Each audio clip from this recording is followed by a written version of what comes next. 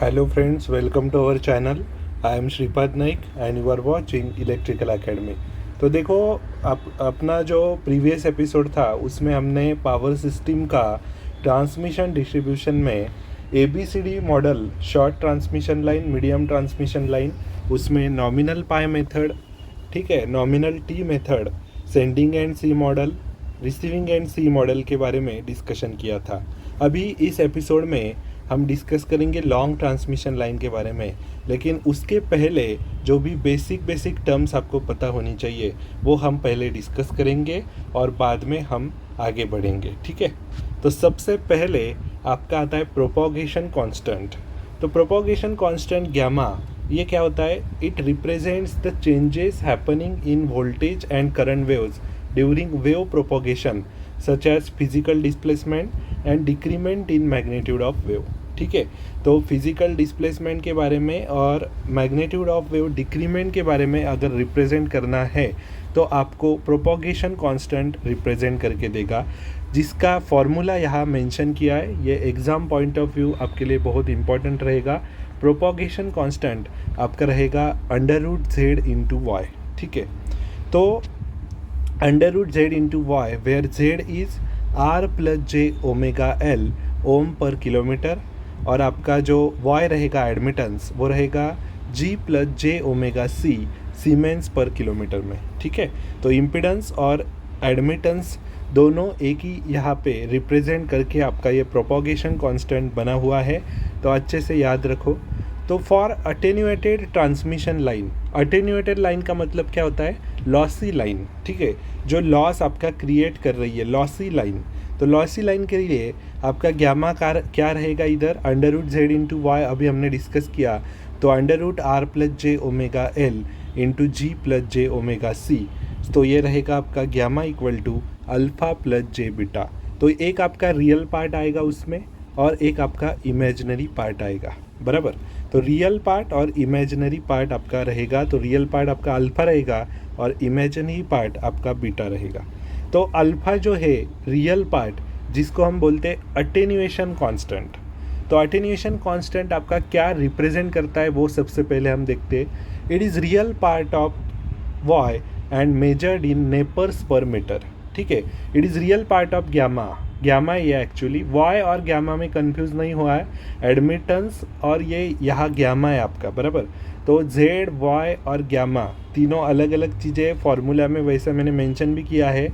तो attenuation constant क्या है? It is real part of gamma and measured in nepers per metre. It represents the decrement in voltage and current wave magnitude, ठीक है। Voltage current wave के magnitude की decrement represent करना है तो अटेन्यूएशन कांस्टेंट आपका रिप्रेजेंट करके देगा। MCQ क्वेश्चन यहाँ से बहुत सारे फ्रेम हुए हैं। बीटा क्या है आपका? तो बीटा आपका इमेजिनरी पार्ट है। It is phase constant, imaginary component of gamma and measured in radian per metre, ठीक है।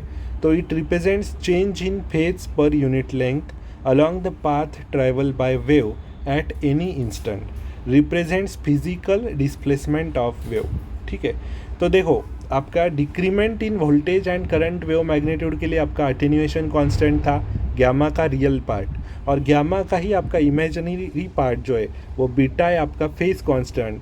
वो आपको क्या रिप्रेजेंट कर रहा है? Change in phase per unit length along the path travel by wave at any instant, so it represents physical displacement of wave. तो ये आपको अच्छे से समझ में आना चाहिए। वेव ट्रैवलिंग एनालिसिस, इसका जो पार्ट है, इसके आगे का पार्ट जो हम अगले वाले एपिसोड में जो शूट करेंगे उसमें आपको ये काम में आने वाला है, ठीक है। तो फेज कांस्टेंट और अटेन्यूएशन कांस्टेंट आप अच्छे से समझ गए होंगे।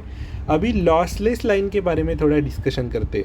फॉर लॉसलेस लाइन आपका रेजिस्टेंस R 0 रहता है और कंडक्टेंस भी ऑफकोर्स 0 रहेगा, बराबर। तो R और G ये दोनों पैरामीटर्स आपके यहाँ पे 0 रहते हैं, ठीक है, लॉसलेस लाइन के लिए। तो लॉसलेस लाइन के लिए हम अभी 1 बाय 1 डिस्कशन करते हैं। इसके ऊपर भी बहुत सारे क्वेश्चंस फ्रेम किए गए, ठीक है।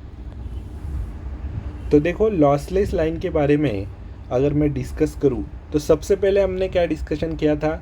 हमारा गैमा जो है वो क्या है? √z इंटू वाई, बराबर, जो कि रहता है आपका R+j⍵L इंटू G+ जे ओमेगा सी, बराबर।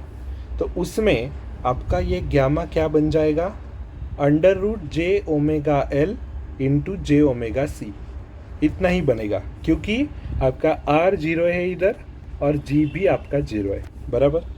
तो अभी आपका गैमा का वैल्यू क्या बनेगा, J omega under root L C radian per kilometre में इसका यूनिट रहेगा। तो गैमा आपका प्रोपोगेशन कांस्टेंट लॉसलेस लाइन के लिए स्पेशली क्या बनेगा, J omega under root L C radian per kilometre में। तो ये भी आपको डायरेक्ट एमसीक्यू इसके ऊपर पूछा जा सकता है, ठीक है। अभी आगे बढ़ते हैं। यहाँ पे आपका जो गैमा है ये सिर्फ आपको इमेजिनरी पार्ट दिखाई दे रहा है, यहाँ कोई रियल टर्म आई है क्या पिक्चर में, नहीं। तो अल्फ़ा प्लस जे बीटा ये आपका गैमा था, अल्फ़ा आपका रियल पार्ट था, बीटा आपका इमेजिनरी पार्ट था। इसमें आपका अल्फ़ा आपको जीरो दिखाई दे रहा है क्योंकि सिर्फ इमेजिनरी टर्म आई है, J omega under root L C.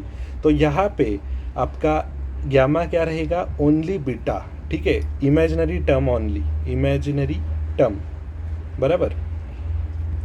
तो लॉसलेस लाइन के लिए आपका गैमा सिर्फ बीटा रहता है और अल्फ़ा आपका जीरो रहता है, no any attenuation is present, ठीक है। तो ये इम्पॉर्टेंट आपको पता होना चाहिए, इम्पॉर्टेंट चीज़ है। अभी लॉसलेस लाइन के बारे में अगर मैं डिस्कस करूँ तो लॉसलेस लाइन के लिए आपका बीटा सिर्फ पिक्चर में आ रहा है, तो इस बीटा का वैल्यू क्या रहता है, तो बीटा का जो वैल्यू रहता है वो 1.047 इंटू 10⁻³ रेडियन पर किलोमीटर में इसका वैल्यू आपका आता है। और आपका लॉसी लाइन के लिए, फॉर लॉसी लाइन जो इमेजिनरी टर्म आता है पिक्चर में, उसका वैल्यू कम होगा या बढ़ेगा, लॉसी लाइन के लिए आपका जो ये फेज कांस्टेंट है बीटा, इसका value greater than 1.047 into 10⁻³ radian per kilometre आता है। ये भी इम्पॉर्टेंट चीज़ है, अच्छे से नोट करो। ये रिवीजन सेशन चल रहा है, इसके ऊपर बहुत सारा डिस्कशन हो सकता है आगे भी, लेकिन ये सिर्फ रिवीजन सेशन चल रहा है इसीलिए मैं आगे बढ़ रहा हूँ, ठीक है। अभी देखो wavelength of line, wavelength of line alpha ये क्या डिनोट करता है, it is distance to be travelled by the wave to get one wave repetition और 2 पाई रेडियन और 360 degree with beta radian per kilometre physical displacement. अभी जो beta phase constant हमने discuss किया वो इधर आया है, देखो distance to be travel by wave, हमको एक वन वेव रिपीटेशन काउंट करना है, तो उसके लिए बीटा रेडियन किलोमीटर का फेज रेडियन पर किलोमीटर का फिजिकल डिस्प्लेसमेंट आपका 2 पाई बाय बीटा, या आपका alpha wavelength of line denote करेगा, जो कि रहेगा इन मीटर और किलोमीटर में, हम उसको रिप्रेजेंट कर सकते हैं। तो अटेन्यूएटेड लाइन इसका मतलब क्या होता है, लॉसी लाइन। तो ये अच्छे से आपको पता होना चाहिए, अटेन्यूएटेड लाइन और लॉसी लाइन में कंफ्यूज नहीं होना है। Attenuated line is nothing but lossy line, और लॉसलेस लाइन क्या होता है, डिस्टॉर्शन लेस लाइन। तो डिस्टॉर्शन लेस लाइन कोई बोल के देगा आपको, ठीक है, कोई लॉसलेस लाइन करके देगा, न्यूमेरिकल में भी पूछा जा सकता है, तो आपको कंफ्यूज नहीं होना है। Lossless line, distortion less line is nothing but the same thing, ठीक है। अभी आगे बढ़ते हैं। लोड एंगल डेल जो रहता है वो आपका रहता है beta into L radian. Load angle क्या रहता है, बीटा इंटू एल रेडियल, ठीक है। तो वेवलेंथ ऑफ लाइन अच्छे से समझ में आ गया होगा आपको, distance to be travel by wave to get one wave repetition और 2 पाई रेडियन और 360 degree with beta radian per kilometre physical displacement, okay. अभी आगे बढ़ते हैं हम। कैरेक्टरिस्टिक्स इम्पीडेंस आपका क्या होता है, कैरेक्टरिस्टिक्स इम्पीडेंस ZC, तो ये रहता है आपका impedance offered by a lossy line. Lossy line के लिए जो इम्पीडेंस ऑफर्ड होगा वो रहेगा आपका कैरेक्टरिस्टिक्स इम्पीडेंस, और लॉसलेस लाइन के लिए जो इम्पीडेंस ऑफर्ड होगा वो फिर क्या रहेगा, it is nothing but only the surge impedance, ठीक है। तो उसके बारे में भी हम आगे डिस्कशन करेंगे। अभी यहाँ आपको क्या दिखाई दे रहा है, एक इम्पॉर्टेंट डेफिनेशन आपको दिखाई दे रही है फ्लैट लाइन और इन्फिनिट लाइन के लिए। If a line is terminated in its characteristics impedance receiving end voltage V equal to IRZC and there is no any reflection of either voltage or current wave, so such line is called as flat line और infinite line। मतलब आपका line terminate हो रहा है उसके characteristics impedance पे और आपको कोई रिफ्लेक्शन नहीं आ रहा है दूसरी बाजू से, तो कौन सा भी, मतलब वोल्टेज वेव भी करंट वेव भी, नो एनी रिफ्लेक्शन ऑकर्स, तो ये जो लाइन रहेगी ये फ्लैट लाइन रहेगी, या फिर उसको हम इन्फाइनाइट लाइन भी बोल सकते हैं। So it is defined for lossy as well as lossless line. ये फ्लैट लाइन हम लॉसी लाइन के लिए भी डिफाइन कर सकते हैं, लॉसलेस लाइन के लिए भी डिफाइन कर सकते हैं। मतलब ऐसा पॉसिबिलिटी है कि लॉसी लाइन के लिए भी कोई रिफ्लेक्शन सामने से नहीं आएगा, ठीक है, हो सकता है। तो दोनों चीज़ें पॉसिबल है। अभी हम आगे बढ़ते सर्ज इम्पीडेंस, जिसके बारे में हमने थोड़ा डिस्कस किया अभी। तो सर्ज इम्पीडेंस क्या होता है? It is nothing but a natural impedance. It is only defined for lossless line. Lossless line के लिए हम उसको डिफाइन करते हैं। तो देखो आपका कैरेक्टरिस्टिक्स इम्पीडेंस क्या रहता है? कैरेक्टरिस्टिक्स इम्पीडेंस ZC जो रहता है ना, वो रहता है √Z/Y। ओके, प्रोपोगेशन कांस्टेंट और कैरेक्टरिस्टिक्स इम्पीडेंस में कंफ्यूज नहीं होना है। प्रोपोगेशन कांस्टेंट क्या था? √Z/Y। ये क्या है? कैरेक्टरिस्टिक्स इम्पीडेंस √Z/Y, ठीक है। तो यहाँ पे सर्ज इम्पीडेंस क्या है अभी? तो सर्ज इम्पीडेंस आपका लॉसलेस लाइन के लिए है, तो इधर आपका R और G ये दोनों पैरामीटर आपके 0 हो जाएंगे।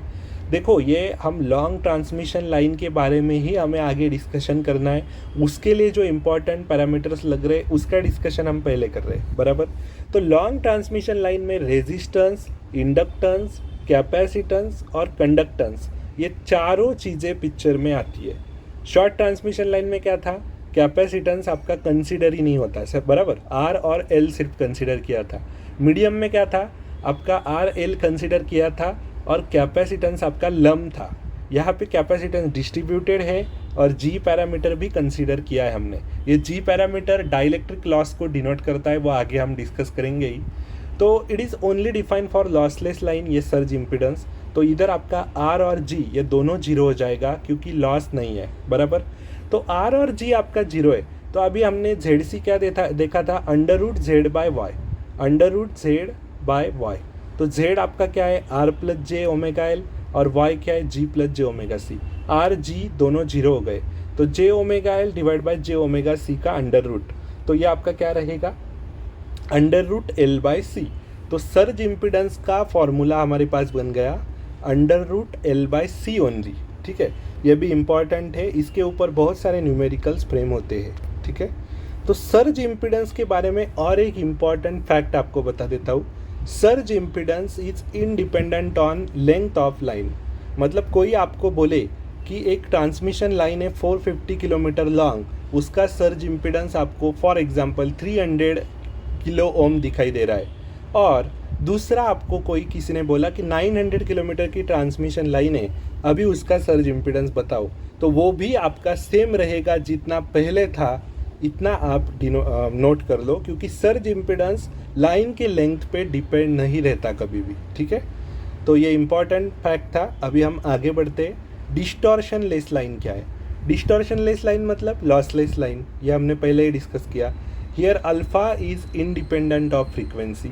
यहाँ पे अल्फ़ा जो है आपका रियल पार्ट ऑफ गैमा, वो इंडिपेंडेंट ऑफ फ्रीक्वेंसी है, और बीटा जो है आपका imaginary part of gamma, it is linearly dependent on frequency. किसके लिए? लॉसलेस लाइन के लिए। A line is said to be distortionless if 2 time constants of line are equal. इसके बारे में बहुत सारा डिटेल में डिस्कशन मैंने एक वीडियो में किया था, पहले ही इसका जिक्र किया है हमने। अगर आपने वो वीडियो नहीं देखा, आपको डिटेल में उस पर जाना है तो आप जा सकते हैं, ठीक है। अभी देखो डिस्टॉर्शन लेस लाइन के लिए RLCG पैरामीटर का मॉडल मैंने यहाँ पे शो किया है।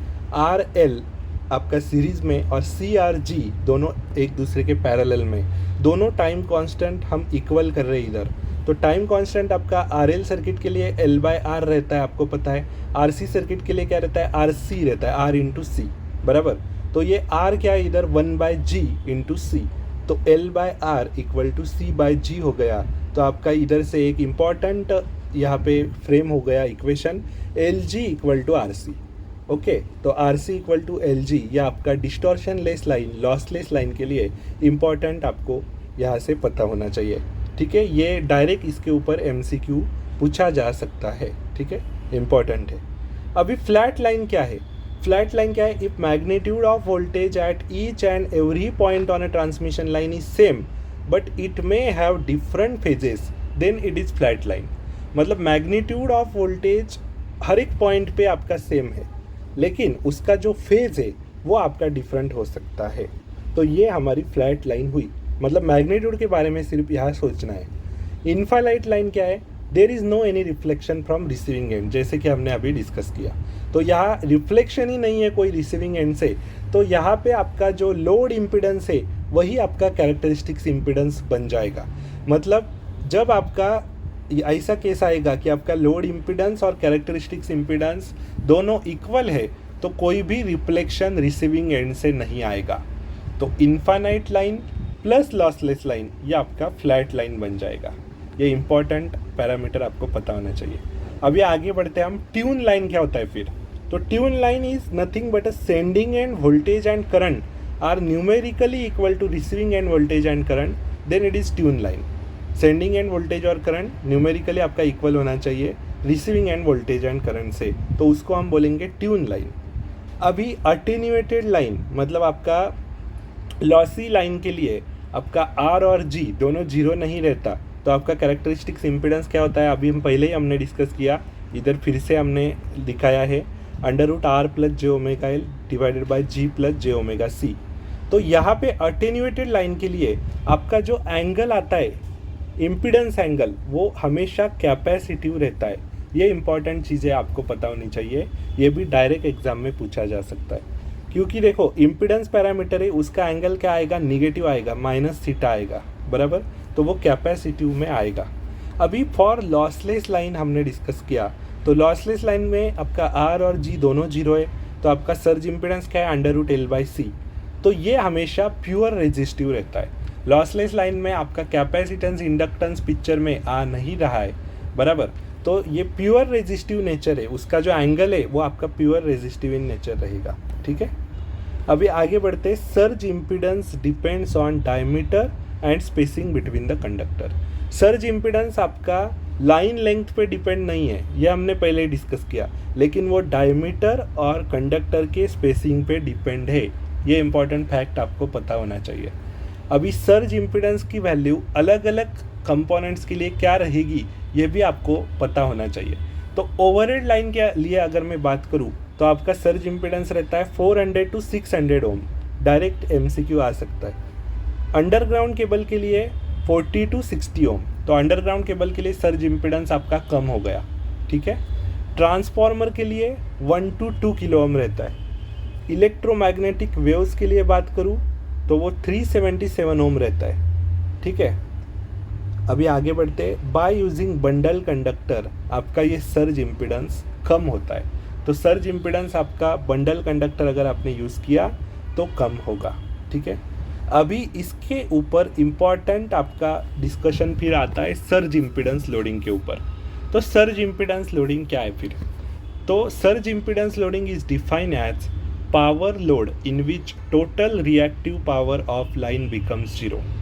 टोटल रिएक्टिव पावर आपकी जीरो रहती है, तो ऐसी जो लोडिंग रहेगी वो आपकी सर्ज इम्पिडेंस लोडिंग रहेगी। तो रिएक्टिव पावर जीरो कैसे हो सकती है? तो फॉर एग्जांपल आपने shunt capacitor, series capacitor, shunt reactor, ये जो आपके वोल्टेज कंट्रोल डिवाइसेस आप लगाते हैं सिस्टम में, उससे आपका अगर ये कंडीशन पहुंच गया कि उसमें आपका रिएक्टिव पावर पूरा लाइन का जीरो हो गया, ऐसी अगर केस पहुंच गई, तब हमने कोई अगर इम्पिडेंस कैलकुलेट किया तो वो रहेगा सर्ज इम्पिडेंस लोडिंग। तो reactive power generated by shunt capacitance is consume by series inductance of line. Shunt capacitor ने जितना रिएक्टिव पावर आपका जनरेट किया उतना कंज्यूम किया सीरीज इंडक्टेंस ने, और आपका रिएक्टिव पावर बैलेंस करके उसको जीरो कर दिया। It is also known as characteristics impedance loading और आइडियल लोडिंग और ideal power transfer capability. It is loading on line whenever load impedance matching the characteristics impedance exactly। तो load impedance और characteristics impedance दोनों equal रहते हैं जब आपका surge impedance आता है। So at surge impedance loading condition आपका कैरेक्टरिस्टिक्स इम्पिडेंस, ठीक है, नथिंग बट आपका सर्ज इम्पिडेंस वो आपका इक्वल रहता है लोड इम्पिडेंस से, ठीक है। यहाँ R और G ये दोनों पैरामीटर तो जीरो है ही आपके, ठीक है। अभी हम आगे बढ़ते।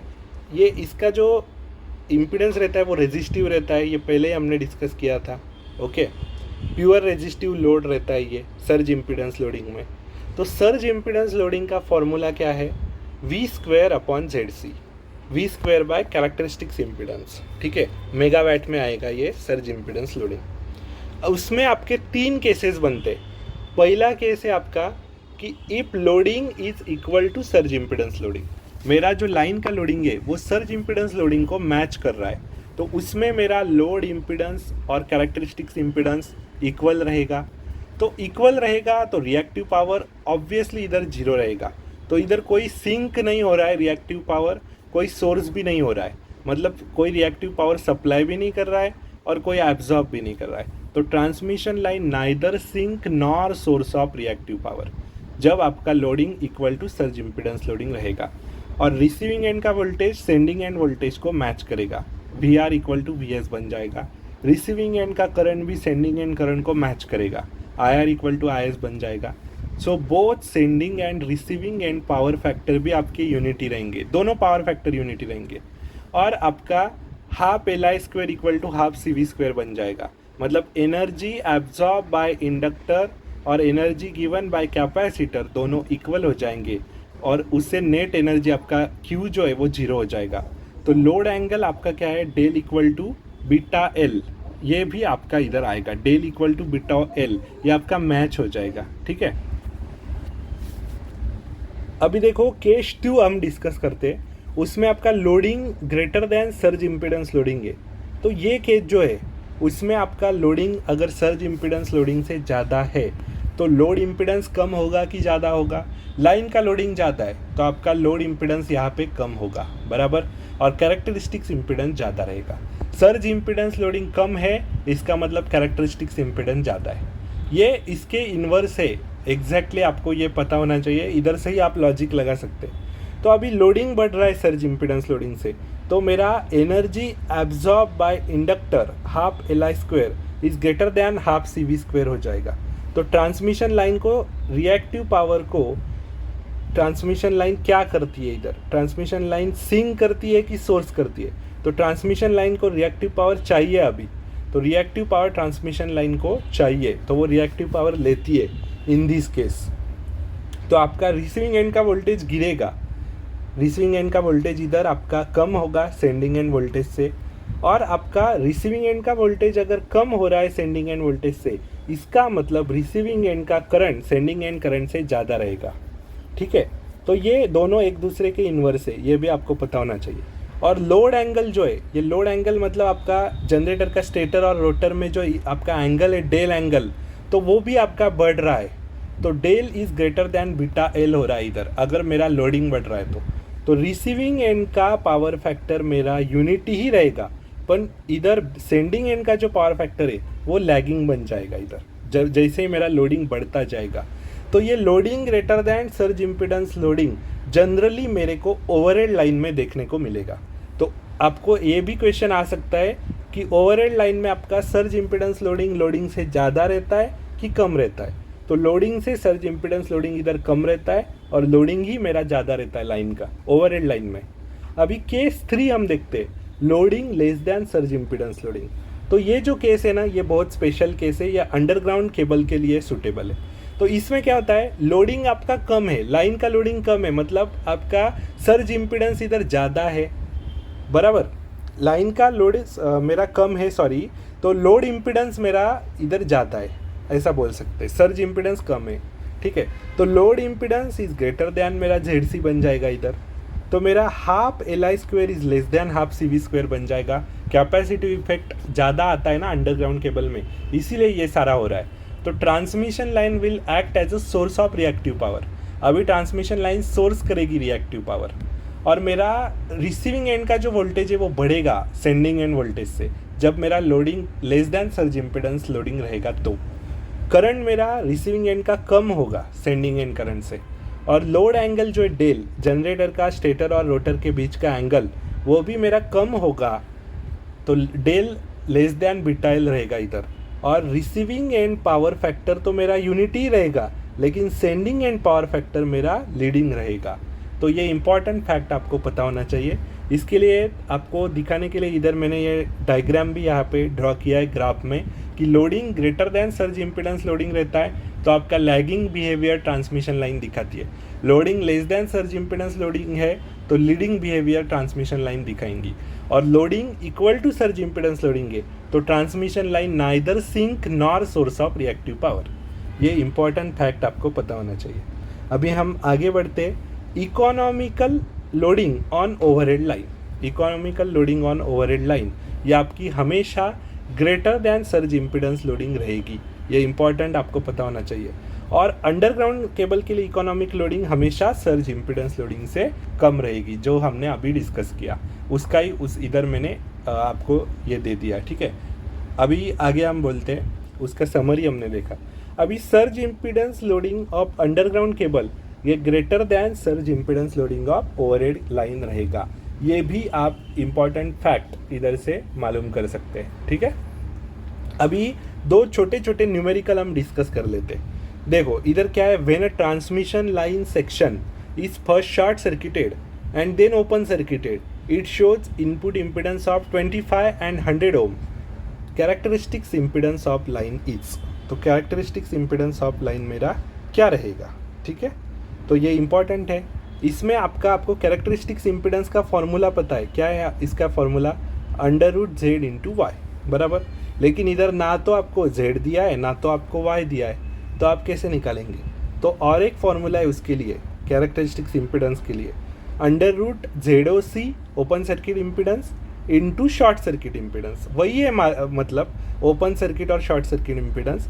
तो अल्टरनेट ये फॉर्मूला आपको इधर यूज़ करना है।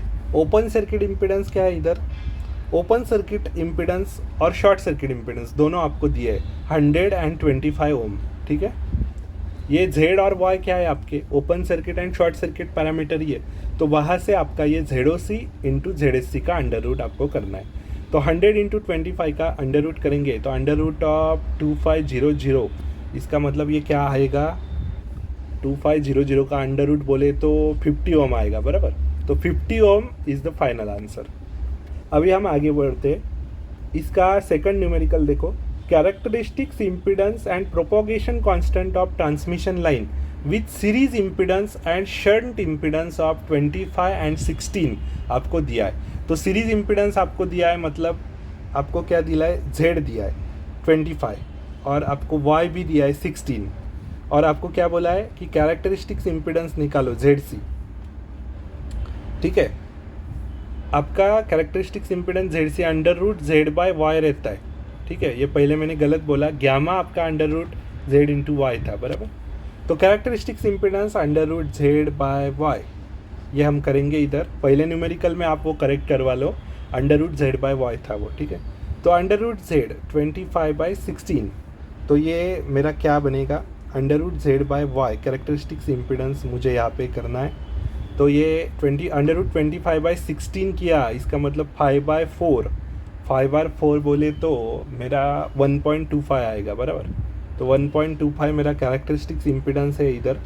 और गामा क्या है फिर, तो गामा है मेरा √Z × Y, गामा भी निकालना है ना हमको, हाँ बताया तो है, प्रोपोगेशन कांस्टेंट निकालना है। तो गामा √Z × Y करो इधर, तो 25 × 16 का अंडर रूट, 25 × 16 बोले तो 16 5 80 38 400, ठीक है। तो 400 का अंडर रूट मतलब 20 आएगा आपका, प्रोपोगेशन कांस्टेंट का आएगा 20, ठीक है। अभी आगे बढ़ते हम, modelling of long transmission line. तो मॉडलिंग में देखो आपका RLCG चारों पैरामीटर कंसीडर किए हैं, जो मैंने पहले ही डिस्कस किया, distributed equivalent T and pi model से ये आया है, RLCG पैरामीटर हमने डिस्कस किया। तो उसका एग्जैक्ट मॉडल के जो ABCD पैरामीटर है ना, ये आपको सिर्फ ध्यान में रखना है, इसके ऊपर कोई क्वेश्चन तो नहीं आएगा, ठीक है। लेकिन आप ABCD पैरामीटर अच्छे से दिमाग में रखो, क्योंकि इसके बारे में हमने इतना सब कुछ डिस्कस किया, गामा, अल्फ़ा, बीटा, क्या क्या चीज़ें, लॉसलेस लाइन, डिस्टॉर्शनलेस लाइन, ये इसी के लिए डिस्कस किया था। तो VSIS ये आपका सेंडिंग एंड करंट और वोल्टेज आपके मैंने ड्रॉ किए। इधर क्या है, cos H gamma L, ZC sin H gamma L, 1/ZC sin H gamma L यानी cos H गामा L, ये आपके एग्जैक्ट मॉडल यहाँ पे मैंने शो किया लॉन्ग ट्रांसमिशन लाइन के लिए। तो यहाँ पे देखो A = D दिखाई दे रहा है, तो नेटवर्क क्या है, सिमेट्रिकल नेटवर्क है, एंड AD - BC = 1 दिखाई दे रहा है, तो रेसिप्रोकल नेटवर्क भी ये आता है, where gamma is alpha plus J beta under root Z into Y propagation constant जो मैंने पहले ही बताया, उसमें अल्फा क्या था हमारा अटेन्यूएशन कांस्टेंट, उसका यूनिट क्या है नेपर पर किलोमीटर। बीटा क्या है फेज शिफ्ट कांस्टेंट, उसका यूनिट क्या है रेडियन पर किलोमीटर, इसके बारे में हमने डिस्कशन किया।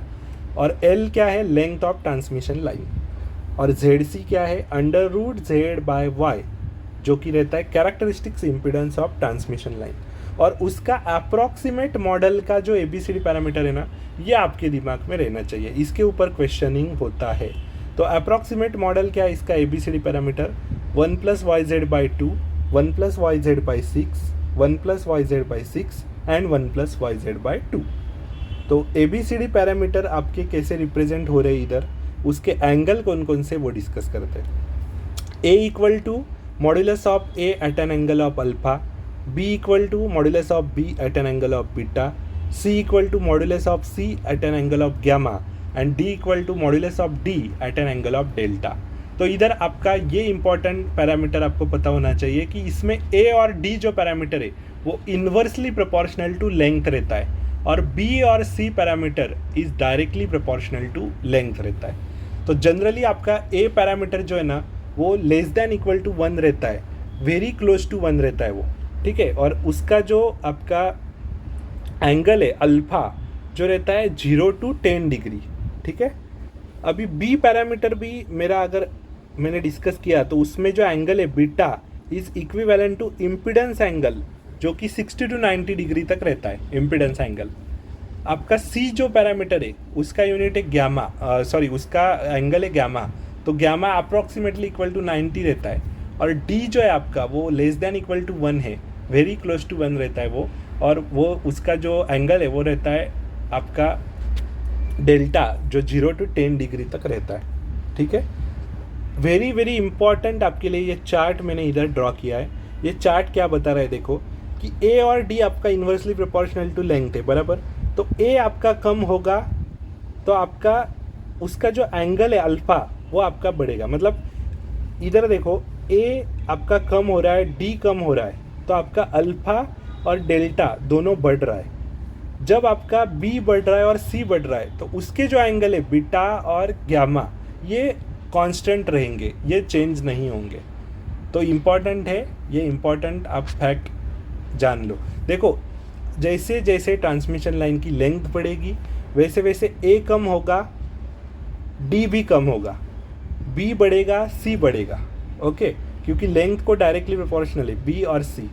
लेकिन जैसे जैसे लेंथ बढ़ेगी अल्फा बढ़ेगा, डेल्टा भी बढ़ेगा, लेकिन बीटा और गैमा ये कांस्टेंट रहेंगे, ये नहीं बढ़ेंगे, ठीक है। अभी हम आगे बढ़ते हैं अप्रॉक्सीमेट पावर ट्रांसफर इक्वेशन। उसमें फॉर लॉन्ग ट्रांसमिशन लाइन आपका रेजिस्टेंस बहुत कम रहता है, negligible as compare to reactance. So हम रेजिस्टेंस को निगलेक्ट कर सकते हैं। शंट एडमिटेंस ऑफ लाइन ये भी हम निगलेक्ट कर सकते हैं, ठीक है। तो मैक्सिमम पावर जो आपकी रहेगी वो डेल इक्वल टू 90 डिग्री पे रहेगी, जो कि हम पी मैक्स से डिनोट करेंगे VS/VR डिवाइडेड बाय यक्स, ठीक है। तो VS/VR divide by X sine del, उसमें आपका ये डेल जो है वो 90 डिग्री रहता है। तो साइन डेल साइन 90 हुआ, ठीक है। तो साइन 90 मतलब 1, तो VS/VR बाय यक्स। अभी QR ड्यूरिंग पी मैक्स, जब आपका मैक्सिमम पावर रहेगा तब आपकी रिएक्टिव पावर जो रहेगी रिसीविंग एंड की वो आपकी निगेटिव रहेगी। इसके ऊपर भी आपको क्वेश्चनिंग डायरेक्टली हो सकती है। तो आपकी मैक्सिमम पावर जब रहेगी उस वो कंडीशन आएगी उसमें आपकी रिएक्टिव पावर निगेटिव रहेगी और उसका जो वैल्यू रहेगा वो रहेगा minus modulus of VR² by X. तो ये इसमें हम ये बता सकते हैं कि रियल पावर ट्रांसफ़र जो रहती है वो पावर एंगल पे डिपेंड रहती है, डिपेंड्स ऑन पावर एंगल।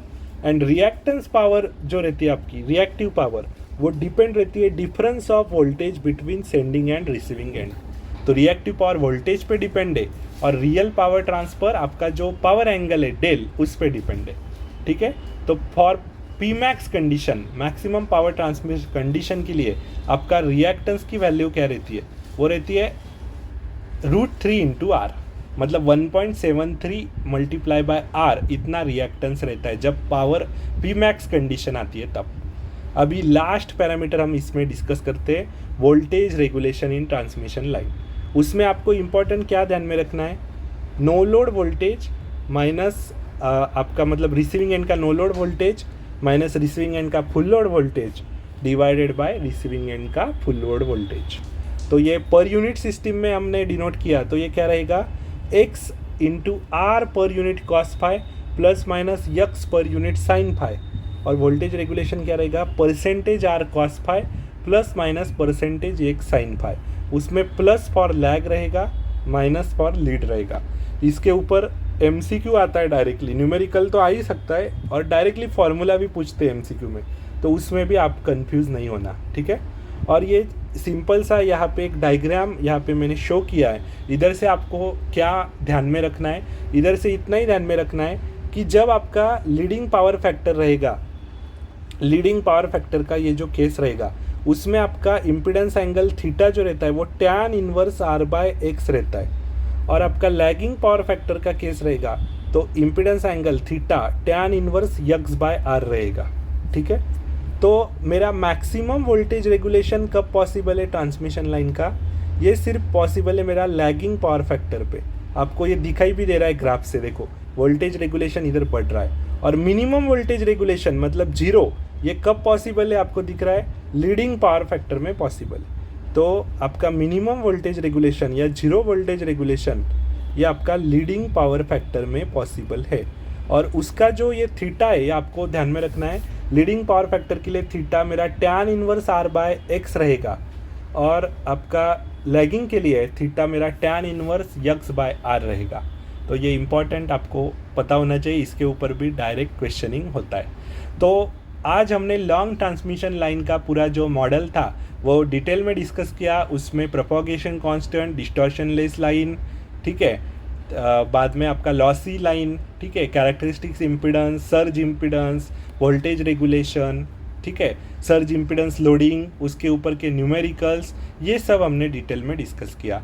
अभी आगे के एपिसोड में हम वेव ट्रैवलिंग एनालिसिस के ऊपर डिस्कशन करेंगे। वेव ट्रैवलिंग एनालिसिस का रिवीजन भी हम बहुत डिटेल में करने वाले। ये रिवीजन सेशन है लेकिन हम बहुत डिटेल में ले रहे हैं, तो अच्छे से उसका आप फ़ायदा उठाओ।